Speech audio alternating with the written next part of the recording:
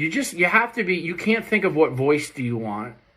I mean, you have to just be your voice. You have to be genuine with it, or everybody's going to see right through it.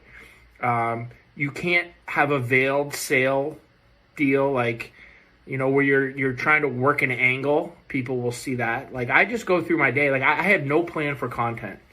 I just kind of go through my day, and I'm like, well, somebody just asked a question on that. I may record something that we're doing as a team, something that comes up. And again, it doesn't have to be long. It's 30 seconds, 45 seconds, a minute. And then, you know, I've been doing this. The podcast has helped because, again, that's like my pillar content. So, you know, do the podcast, do it on video and audio, and then I use those snippets, you know, to create a ton of content, you know, all throughout the next oncoming weeks. So most of that stuff where you see me kind of talking like this is from a podcast or one of the podcasts that we did. So like it's I think it will be very difficult for me not to be genuine or to come up with a content calendar to say I'm going to talk about this, I'm going to do that.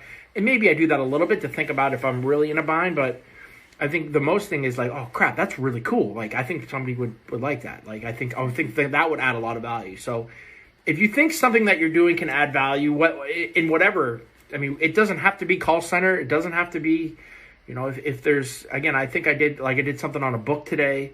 But again, like, am I adding value? Am I just trying to get people to look at me? If you say, if I'm just trying to get people to look at me, I mean, for me, I don't think it works. But and then again, just try to, like, when you're adding value, and then try to get involved in those conversations, right? That's how things go. And that's how, at least for me, like, I'm not trying to plan anything virally.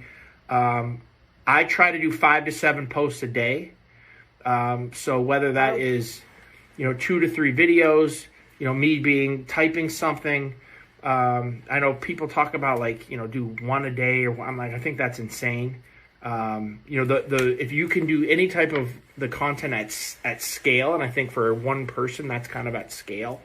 And then there's a lot of tools and things that you can utilize then to kind of put that one piece of content on TikTok. I mean, TikTok, I have 2,600 followers, which everybody told me not to, and again, I don't even know if that's good or not, but everybody said don't do TikTok, but everybody's on TikTok, right? So they might not be there to buy a call center or to, you know, to outsource things, but we have they're called,